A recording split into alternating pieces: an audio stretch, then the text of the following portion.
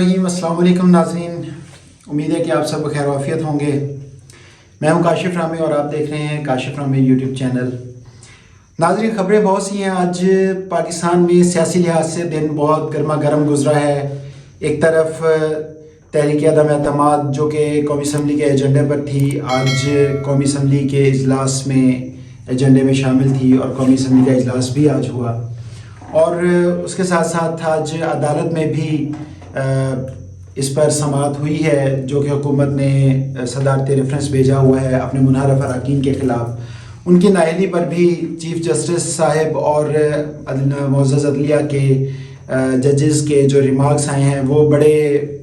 Remarkable हैं और बड़े ही मनीखेज़ हैं।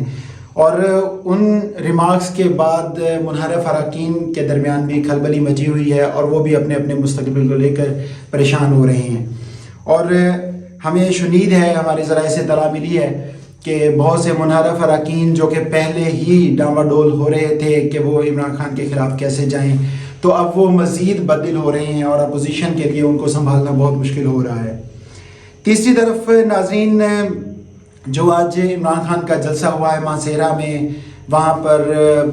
अवाम का जम गफ़ीर उमड़ आया है। एक समंदर था अवाम का, जिस तरफ देखा जाए वो सारी सा नज़र आ रहे थे। भरपूर शिरकत की है मासेरा और गिरदोनवा के लोगों ने इमरान खान के जलसे में, और भरपूर अपने एतमाद का इजहार किया है इमरान खान की क़यादत पर।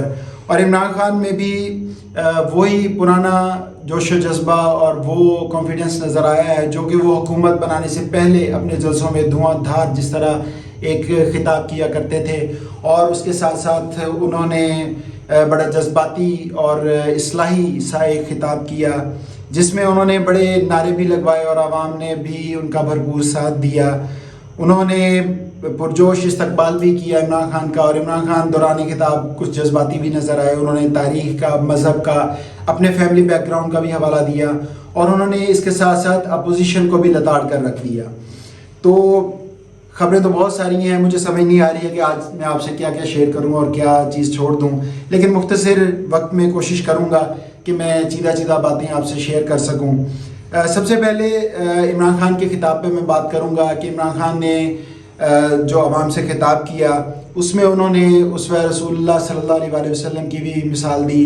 कि किस तरह नबी पाक सल्लल्लाहु अलैहि वसल्लम ने किन मुश्किलात का सामना किया और अल्लाह का पैगाम राह हक की तरफ लोगों को बुलाया और मुतवज्जो किया, और नौजवानों को ये चीज़ सिखाने की कोशिश की, ये चीज़ बताने की कोशिश की कि हक का रास्ता हमेशा मुश्किल रास्ता होता है, और ये कि ज़िंदगी और मौत अल्लाह ताला के हाथ में है, रिज़्क़ अल्लाह ताला के हाथ में है, इज़्ज़त और ज़िल्लत अल्लाह ताला के हाथ में है। और जो शख्स बाज़मीर होता है, वो निडर होता है, वो बेखौफ होता है, उसे ना अपनी ज़िंदगी की परवाह होती है, ना ही वो इज़्ज़त और ज़िल्लत के मुरवजा पैमानों से डरता है जो कि ज़माने ने मुकर्रर किए हों, और ना ही वो अपने पैसे की, अपने धन दौलत की परवाह करता है। इसके साथ साथ उन्होंने ये भी कहा कि जो बेईमान होता है, और इस बात को करते हुए उन्होंने 3 स्टूजेस का लफ्ज़ इस्तेमाल किया जो कि इशारा है फजलुर रहमान साहब, शहबाज शरीफ साहब और आसिफ जरदारी साहब की तरफ। और उन्होंने कहा कि ये जो 3 स्टूजेस जो मुझे गिराने के लिए, मेरा शिकार करने के लिए निकले हैं, ये मुझे जानते नहीं हैं,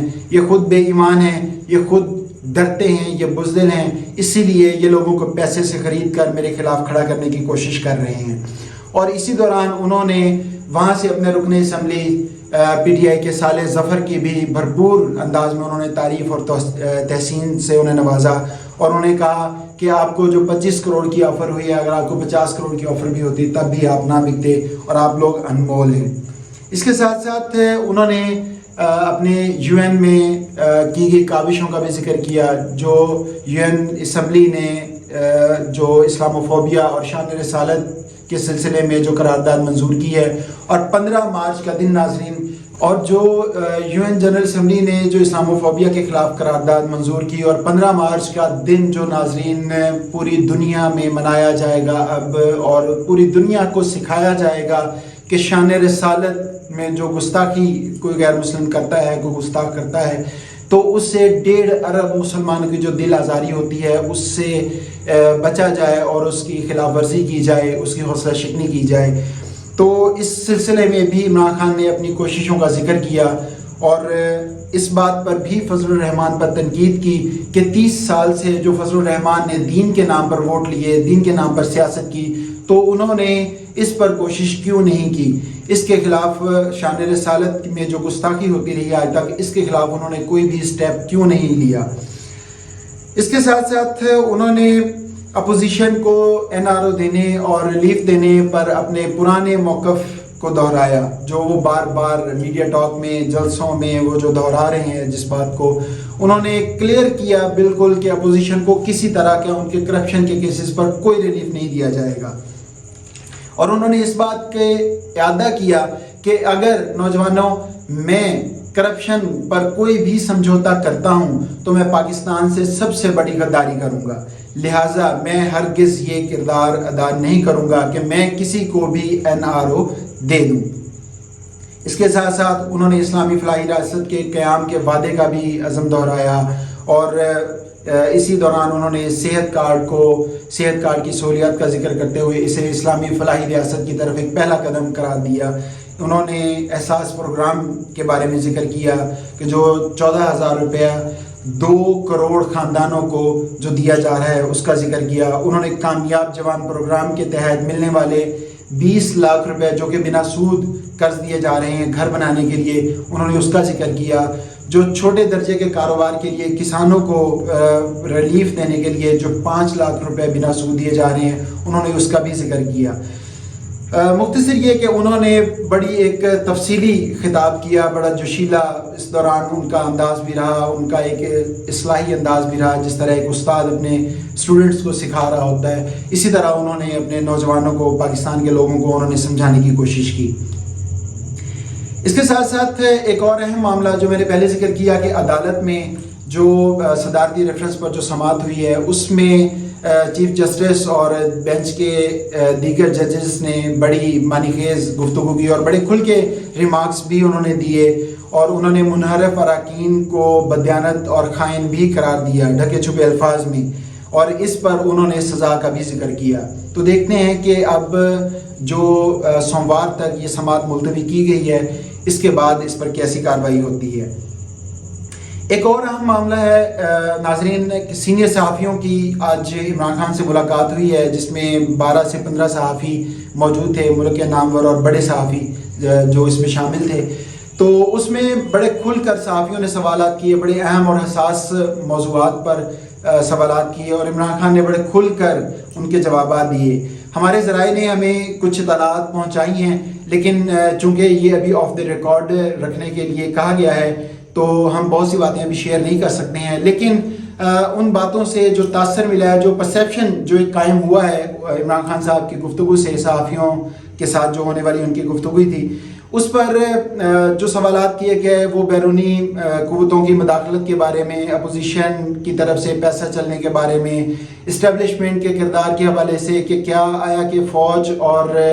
PTI کی قیادت کے درمیان کوئی دوریاں یا اختلافات پیدا ہوئے ہیں، تو ہمیں یہ تاثر ملا ہے اس سے کہ ایسا قطعاً کچھ بھی نہیں ہے، اور اگر کہیں پر ایسا کچھ ہے بھی تو عمران خان صاحب یہ سمجھتے ہیں کہ فوج کو قطعاً بھی متنازع نہیں بنانا چاہیے، اداروں کو متنازع بنانے سے گریز کرنا چاہیے، کیونکہ فوج ملک کی سلامتی کے تحفظ کی ضامن ہے۔ لہٰذا عمران خان صاحب سمجھتے ہیں کہ ہم چاہے فوج کا کردار ہو یا نہ ہو، ہم فوج کو متنازع نہ بنائیں، اور ہمیشہ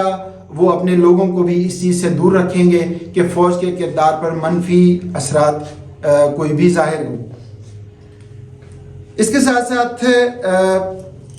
انہوں نے یہ بھی ہمیں کہہ دیا، صحافیوں سے یہ بھی بات انہوں نے کر دی کہ یہ مناسب وقت آنے پر یہ جو ثبوت ہیں بیرونی قوتوں کی مداخلت کے اور منحرف اراکین کو پیسوں کے ذریعے خرید کر ہارس ٹریڈنگ کرنے کے، اس کے ثبوت بھی مناسب وقت پر منظر عام پر لائے جائیں گے۔ اس کے ساتھ ساتھ ہمیں ایک تاثر یہ بھی اس سے ملا، عمران خان صاحب نے جو طویل گفتگو ہمارے ساتھ کی، صحافیوں کے ساتھ کی، اس سے ہمیں یہ بھی پتہ چلا کہ وہ اپنی حکومت بچانے کے لیے ہر قانونی اور آئینی راستہ ہر حد تک اپنانے کے لیے تیار ہیں، لیکن وہ کوئی بھی غیر قانونی راستہ اپنانے کے لیے ہرگز تیار نہیں ہے۔ وہ اس حد تک، جیسے وہ ایک کہاوت ہے کہ ڈو اور ڈائی کی کیفیت میں ہے کہ مارو یا مر جاؤ، وہ یہاں تک جانے کے لیے تیار ہیں، لیکن وہ اس کے لیے کوئی غیر قانونی غیر آئین شکنی کرنے کے لیے قدم تیار نہیں ہے. وہ کہتے ہیں کہ میں ہر آئینی اور قانونی راستہ اپناؤں گا، لیکن میں ان چوروں، ان ڈاکوؤں، ان لٹیروں کو کوئی NRO، کوئی ریلیف نہیں دوں گا، چاہے میری حکومت رہتی ہے یا نہیں رہتی ہے. میں اس کے لیے ذہنی طور پر مکمل طور پر تیار ہوں کہ میں اپنی حکومت ختم کر دوں، لیکن میں کرپشن کیسز پر، کرپشن پر کسی طرح کا کوئی بھی سمجھوتا نہیں کروں گا. تو ناظرین دیکھتے ہیں 27 مارچ کے جلسے سے عمران خان صاحب کو اور مقتدر قوتوں کو بھی بہت سی توقعات وابستہ ہیں، اور سب کی نظریں 27 مارچ کے جلسے پہ لگی ہوئی ہیں کہ عوام کا بھرپور اعتماد ملتا ہے عمران خان صاحب کو یا نہیں ملتا. اور یہی وہ جلسہ ہوگا جو کہ حالات کو یکسر یا تو تبدیل کرتے ہوئے عمران خان صاحب کے حق میں کر دے گا یا پھر اپوزیشن کے حق میں. تو لیٹس سی کہ آئندہ آنے والے وقت میں کیا ہوتا ہے. اپنا خیال رکھیے گا، مجھے بھی دعاؤں میں یاد رکھیے گا، اور اپنے اس چینل کا بھی خیال رکھیے گا. اللہ حافظ. ناصر.